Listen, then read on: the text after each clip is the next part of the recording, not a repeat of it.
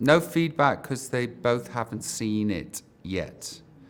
Yeah, it's difficult because the trope that is used throughout the film is my want and my need for my father's attention and love. And it's extreme in the film, and way more extreme than it actually was in real life. Elements of it is how it felt. In many ways, I don't want my father to see the film because, embarrassingly, we haven't talked about a lot of the topics that are in it. Just another aspect of why my life is so surreal and strange. What do I think led me to depression? I think DNA, genetics. If I look at my family, especially one side of my family, everybody goes through it. I just went through mine in public. Well, it's just an added element of strangeness because not being able to derive joy from some incredible things that are happening professionally for you confuses you even more. This should be heaven, and yet here I am in hell, which compounds feelings of shame and feelings of guilt because you feel guilty that you can't feel anything other than pain from everything. But it would have been the same if I was a road sweeper or an accountant. It just so happens that I was a pop star. Could you have made any music, even if you don't like it, just to get famous? That was just in the film. Try to keep my ego in check, but I had the opposite of what people naturally assume ego is. False grandiosity, false pride, massive sense of oneself. I didn't have that. I projected that as a tool to perform and to be an entertainer, bravado and arrogance. But inside, I hated myself and I felt like an imposter. So I've been trying to figure out how to get myself right size all the time and all the way throughout the day. I'm constantly monitoring myself for what is the appropriate feeling to have. What is the appropriate way of being? Most of the time I get it right. Only one of them have seen it and they liked it. I don't think the other ones can face it, just in case they are upset by it. And I don't think that they should be, but I think that they could be. Yeah, that was a difficult period for everybody. And who wants to be forced to watch a difficult period of your life? So our manager did say exactly that. I know. Yeah. And it was just very confusing, you know. I liked one half of that sentence, "will be very rich." But the beginning bit where he said, you know, we're all going to hate each other, that was confronting and strange, but prophetic. And we did, and we were.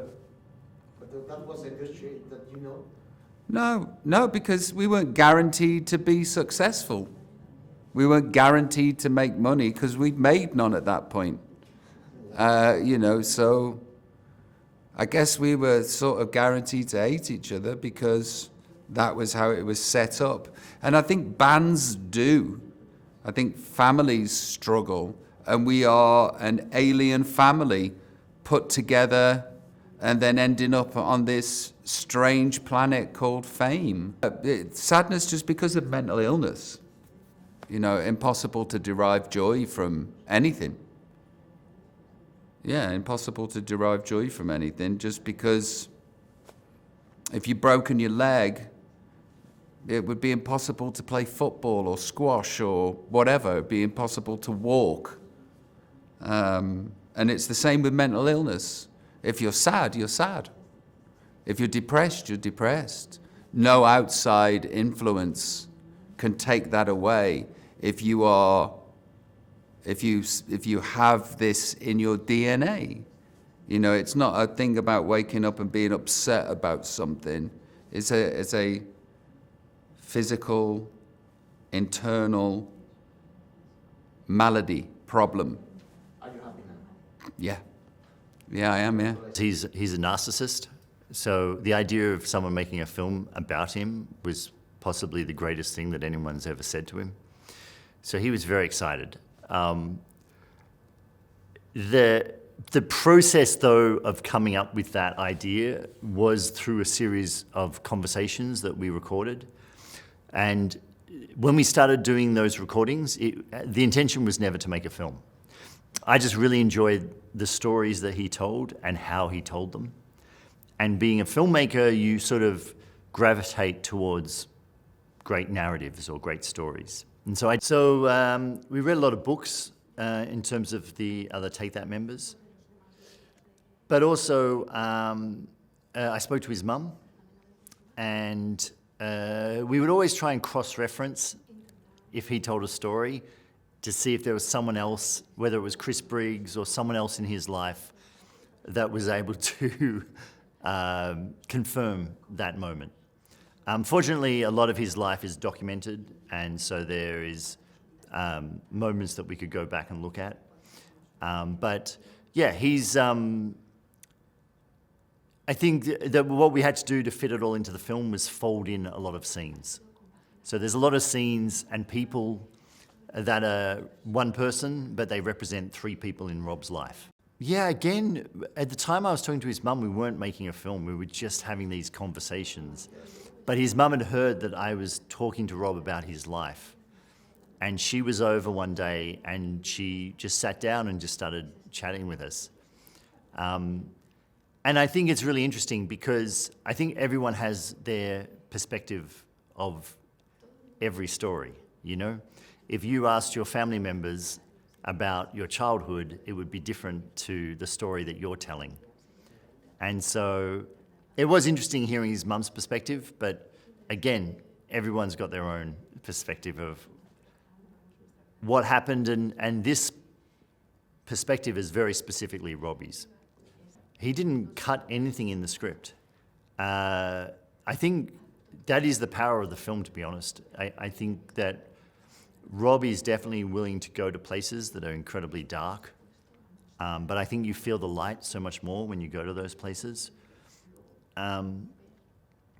The red lines came from lawyers saying there's not enough legal grounds for you to be able to say that and prove it.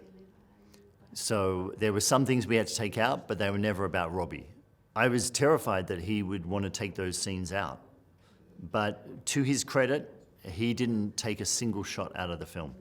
I think that the internal voices in his head took us a little while to crack that. The visual of him seeing himself in the audience, that worked really well. But what he was hearing when he was seeing the vision of himself, that took quite a lot of experimentation, even to where it sits in the cinema. It sits in the side speakers and the back speakers, so it feels like it's more in your head than coming out of the front speakers, out of the screen. He was a bit shell-shocked, to be honest, and he just hugged me and he said, "Mate, that's a lot to process." A monkey, just because it really is truthful to how Rob sees himself as a performing monkey. And there's a lot of, there's a lot of Rob in that monkey, Like, I think you really do see Rob in that monkey. You see the cheekiness, you see the performance, you see the fear. It's actually Rob's eyes in the monkey. They're high-res scans of Rob's actual eyes. So it's actually in all those close-ups, it's Rob looking out at you. So I just think there's something amazing about Jono's performance of Robbie as the monkey, but there's something amazing about representing him as a monkey. I think it humanizes him even more.